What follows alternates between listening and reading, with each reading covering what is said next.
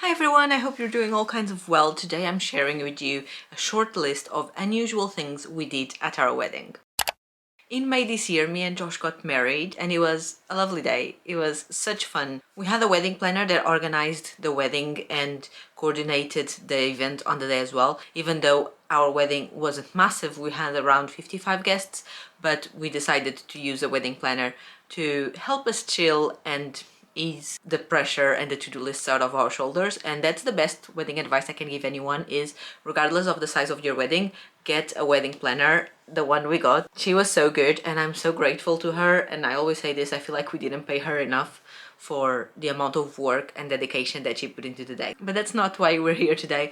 I'm here to share with you things that we did at our wedding that I reckon are a bit unusual compared to other weddings I've been to, weddings I've seen online, what I've heard people talking about, and also the feedback that we received from people at our wedding about things we did and that they didn't expect. So these are unusual things, some more unusual than others, but things that we enjoyed doing and that I thought they were a great idea and I'm glad we did them. So let's get started. The first one was that I decided to get the trail of my dress removed. I can never remember, is it the train, the trail, the long bit at the back? Most wedding dresses have one, and one of the first decisions that I made when I started looking for wedding dresses, by the way, there's a video here on the channel of all the wedding dresses that I tried but didn't buy. I'll leave it linked down below in the description. One of the first decisions that I made regarding the dress was that I wanted that removed because, first of all, I don't like things getting dirty. That's something that really upsets me in life in general, so I knew that if I had that, they would invariably get dirty and they would end up stressing me out and upsetting me. Second, and most important, I think that was my big drive for that, was I wanted to be able to go to the toilet alone. It was my wedding day and I wanted to be comfortable. Comfort was very, very important for me. And I think you can never be as comfortable as the level of independency of going to the toilet alone. I know this sounds very silly, but if you have a very puffy, very heavy, very large dress, you need help going to the toilet because you need someone to lift it up for you while you do your business. And I definitely didn't want that. So one of the first things that I decided was that I wanted that bit removed. And so my dress was literally just a floor length dress, just round around me, no trail, no anything. When I walked, it didn't drag, it didn't get messy. Obviously it gets still a little bit dirty because it was long, but in general it didn't get very messy and it was not heavy. So yeah. So we've all seen how the bride walks down the aisle with her dad, which I did as well, not unusual. But what we decided to do was that Josh also walked down the aisle before me and before my maids of honor. He walked with his mom. I didn't see this live, obviously, because he walked before me, but I got to see it on the pictures and on our wedding video, and it was a lovely moment. And I know that Josh's mom really appreciated having that star moment on the wedding day by walking him down the aisle, and she was very proud of him and everything. So it was an unusual thing because I don't think lots of people do it. Usually the groom just either walks himself or just goes straight to the top, but he walked with his mom and that was a really nice, cute moment for the two of them. As per suggestion of our wedding planner, we sat down during the ceremony. She said that usually the couple will stay standing up for the whole ceremony bit, but mostly because I was pregnant and the wedding was in May, so it was going to be really hot. The wedding planner didn't want me to not feel well by standing in the sun, in the heat, for like half an hour. It wasn't very long, but she didn't want me to feel bad. We ended up sitting down, and one recommendation that I have for this, and again it was her recommendation, was because we were sitting down, she recommended we use benches instead of actual chairs, because otherwise the back of the chair is covering us in the photos, and this way the photographers and the videographers have more room to walk around us and take nice pictures without anything being obstructed by anything. So we sat down on benches, not on chairs. On the morning of our wedding, we were staying at a hotel and we got married on a Sunday. So that Sunday morning, we woke up around, I don't know, 2 or 2.5 hours before the time we needed to be receiving the hairdresser and the makeup artist and everything. So first of all, we did spend the night before the wedding together. Like we were staying in a hotel, and I know lots of people don't like seeing each other on the day of the wedding. We don't care about those things, so we just had a normal evening and a normal night together. And then in the morning we woke up, we went for breakfast together at the hotel, and obviously we were having those conversations. Oh my god, do you believe we're getting married later today? But the important bit was that after the wedding, we walked down like to the woods. The hotel is connected to the woods and the beach.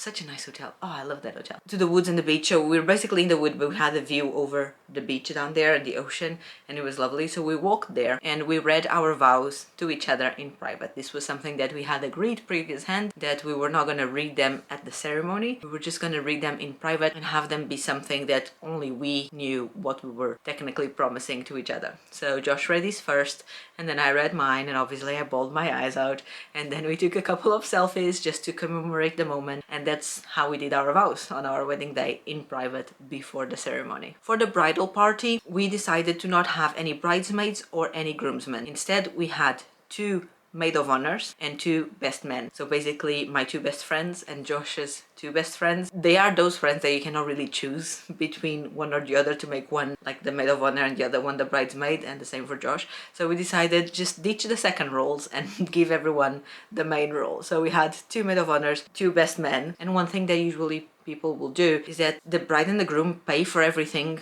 for their bridal party. So they pay for their clothes, their accommodation, their, I don't know, gifts, I don't know what it is. They pay for everything. We decided we were not gonna pay for anything. We paid for their flights because we did get married abroad. So as a little gift, we paid for their flights to get there, but that was it. But because we were not paying for their clothes, we also decided we had no rules on what they could wear. We had no color that they should wear, no shape for the dresses, no shape for the suits, no anything. They had complete freedom. We just told them, pick whatever you want, whatever makes you feel comfortable, whatever makes you feel nice and pretty. Obviously there's going to be a lot of photos, so whatever you want, it's fine by us, and whatever price range you want as well, it's fine by us, because we were not paying for their clothes, so it wouldn't be fair for us to choose a suit that costs £1,000 and be like, this is the suit I want you to wear, by the way, you're the one paying for it. So we were very direct with them straight away from the beginning that we were not going to pay for anything, and they had complete freedom to choose whatever they want. At the end, they actually end up choosing 2 of the same suits and 2 of the same dresses, so it ended up working out great, but it wasn't planned like that. We wouldn't have minded if they actually had different clothes on, but they ended up having the same clothes by pure coincidence because they all ended up liking the same thing, so it was great. But yeah, they paid for their own clothes. Regarding our guests, we were very strict on our list of guests because obviously you pay per head on people you invite for your wedding, and it's not like we were on a budget, but we didn't want to spend money stupidly on things we don't care or things we don't believe in. So we decided to not invite anyone with whom we hadn't spoke in the last 12 months. And that included family. My family is very, very small, so basically my entire family was there. But Josh has one of those families that has tons and tons of uncles and aunties and cousins and this and that and grandparents and second-degree grandparents and who knows who else. And most of them, I've never met them, and he doesn't really have a relationship with them. They're just family, but they're not part of his actual family, if this makes any sense. So against the judgment that we were receiving from some people, we decided to not invite those people. And the same for friends, the ones that used to be best friends 10 years ago, but then life got in the way and you kind of stopped talking. We didn't invite any of those friends either, because again, if we haven't been keeping a relationship, then I don't want to share my special day with you. And Josh was exactly the same, so this was something we agreed together, and basically we didn't invite anyone that we didn't actually wanted to be there. At the top table, where people will usually sit, the bride, the groom, and the parents, and sometimes the siblings, me and Josh went once again against it all, and we decided to sit alone. So we sat both of our families together in the first table in front of the top table, but at the top table itself it was just me and Josh. And the reason why we decided to do that was because we also wanted to enjoy our day with each other and spend time with each other and just be the 2 of us, have some privacy, be able to enjoy each other's company and have private conversations and laugh with each other. In that whole day that was obviously being shared with all of our closest friends and family, we wanted a little bubble just for us, and we thought that having that moment as part of the big dinner reception was ideal. So we sat just the 2 of us, and it was great. And again, this was one of those things I cannot recommend you enough. If you're getting married, ditch the family to another table, because otherwise you're gonna be making small chat, and then especially if the families don't really know each other, which was our case, the small chat is even smaller, and you have to intervene a lot to keep the conversations going and all of that. So teach the families to other table, let them know each other by themselves, and just have a lovely lunch or dinner or whatever it is that you're having, just you and your partner. And it's so great, it's so private. People would still come to the table and chit chat between dishes and everything, but during the actual meal it was so nice being able to be just the two of us. We had speeches done before the dinner being served, so already at the tables, but before they brought out the meal. I think that's a very standard thing. People will either do it before dinner or after dinner, but I think they're both pretty common. But one thing that we did that I don't think is very common is that one of the people that we had doing the speech was Josh's dad as the father of the groom, which I don't think it's something that happens often. Obviously you have the classic father of the bride, and yes, my dad did make a speech, but we also had Josh's dad doing a speech as father of the groom, and that was surprising as well. People weren't expecting it to happen, and again, it was a way of also including Josh's parents in the whole ceremony. His mom walked him down the aisle, his dad did the speech, because I feel like in general in weddings everything is very focused on the bride and the bride family, and I don't think it's fair, because you're not getting married alone. You didn't get there alone, and the parents of the groom should somehow still be involved, and that's how we decided to involve his dad. We pretty much had no formal photos taken. I know, shocking. So we had photos of me getting ready in the morning and photos of Josh getting ready in the morning, and we had a couple of with our families right there in the hotel room where we were getting ready separately. But during the actual ceremony, I hate the concept of feeling like a Disney princess where people come one after the other and you take the same picture 50 times, one with each guest or one with each couple or one with each family or whatever it is. So one of the things that we told our photographer was that we were absolutely not interested in formal pictures. So we took formal pictures with my family together and formal pictures with Josh's family together after the ceremony, and that was it. All the other pictures on our wedding were candid shots of things that were happening as they were happening instead of us posing for the photos. And we chose a photographer on purpose for that as well. The one that we chose, his specialization is candid photos, so it wasn't surprising for him when we mentioned this, because that's what he agrees and that's what he likes doing and everything. So yeah, we basically had no formal photos of anything except our families, and it took us maybe 20 minutes, if so much, to do both families, which was great. It was super quick. The guests didn't have to linger around and wait for ages. Other weddings that I've been to, while the formal photos are happening, nothing else is happening. So as a guest, you end up just lingering around and it's a bit boring. So we also didn't want to put our guests through that. This one, I feel like it used to be more uncommon, but nowadays is getting quite common. But basically we gave no party favors at the end of the night, the little gifts that people will give to thank you for being there. I mean, you have been there, you ate food for free. Which obviously we paid for. So in the way that we see it, we already spent enough money on the whole thing. We don't need to give you something that is completely useless and that you're just gonna end up binning when you get home, or maybe even before you get home, and it's just junk, and you don't need that for your house. They don't need to have something from our wedding because it's our special day, it's not theirs, and they have pictures to remember the day by. So yeah, we just didn't give people anything.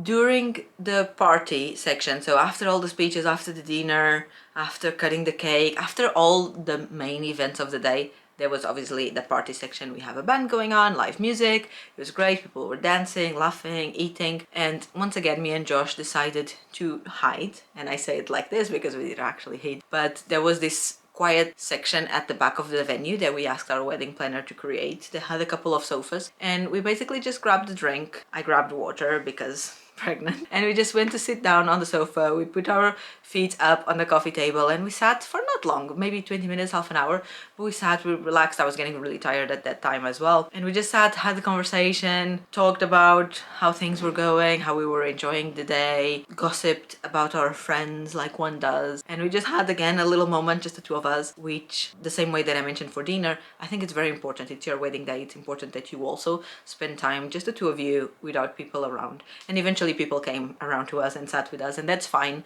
but we still had our few minutes of just us. This one might not be that unusual. It depends on the cultures and depends on the countries and where you're from, but in the UK it's very common that when you get married you ditch your previous last name, so the one that came from your parent, your maiden's name, you completely remove it from your last name and you just put on your husband's last name instead. So you change the last names. Where I'm from, the culture and the tradition is not that, and I didn't want to do it. I didn't want to ditch my parents' last name because, I don't know, I just feel like that's wrong. I have nothing against my parents. I'm not cutting relationships with them. I'm not ditching the family, so I I don't understand why people choose to do that. Why would you remove one last name to put the other? Unless you have a bad relationship with your parents, to be honest, which is not the case. So we did what it's common to do where I'm from, which is I added Josh's last name onto mine. So I kept my parents' last name. Also, I had two last names previously because you get one from your mom and one from your dad, and then you add your husband's ones after. Morris is Josh's last name. Now it's mine, obviously,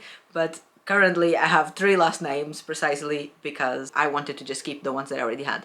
So three last names is what I have, but when people ask me what's my last name, I just say Morris, even though the other two are there. So unless if it's a formal document, I'll just say Morris. And I'm still getting used to the idea, even though it's been a bunch of months. I still feel like it's really weird, the whole concept of changing your name, and no one really talks about that, but it's weird. It takes some adaptation, and yeah, I don't know, the whole thing, it's weird. I like it, but it's like it doesn't compute. And the last thing that we did at the wedding, and this was actually after the wedding, and if you're taking any ideas from this video, please take this one because this was so good.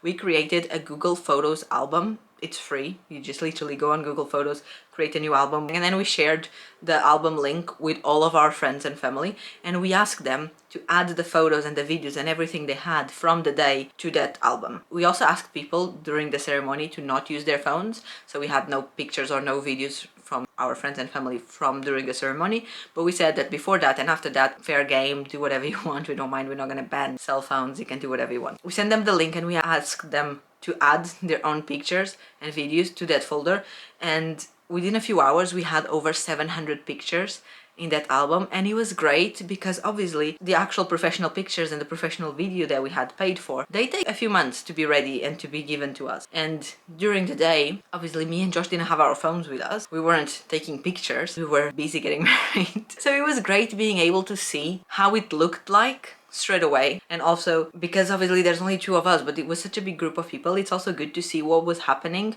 on other moments of the day. While we were over here doing something else was happening here, and someone there would have taken pictures or videos. So it was great having that insight. So there's a lot of pictures of the same thing, like a lot of pictures of us cutting the cake and whatever, but there's also a lot of pictures of just random chilled moments and our friends having fun, my friends chilling with Josh's friends, which was super cool. We really enjoyed seeing them bonding together and getting to know each other. Some of them already did, but some others didn't. So that was a great thing. And like I said, if you are taking anything at all from this video, take this, get a Google Photos album or any other kind of album we went with Google Photos, because that's what we always use. It's free, it has pretty much unlimited storage, and pretty much everyone has Google Photos nowadays. Yeah, send people the album, ask them to upload their items there, and it was great because we could see it straight away without having to wait all those weeks that we had to wait for the professional ones. We just saw it straight away, and obviously there was really bad pictures in there, but there was great pictures as well, and we had so much fun, and we could revisit the moment and we could share some on our social media straight away, and it was such a great idea doing that. Highly recommend. And that is it. These were the unusual, or not so unusual nowadays, but these were some of the things that I thought that were quite unusual that we did at our wedding. Let me know if when you got married, if you did anything that you thought it was unusual and you'd like to share, or let me know if you're getting married soon, if there's anything in this list that you will now consider after hearing me talk about it. I hope you enjoyed the video. Thank you so much for watching. As always, please consider subscribing if you haven't already, and I'll see you very soon here on the channel with a new video. Bye!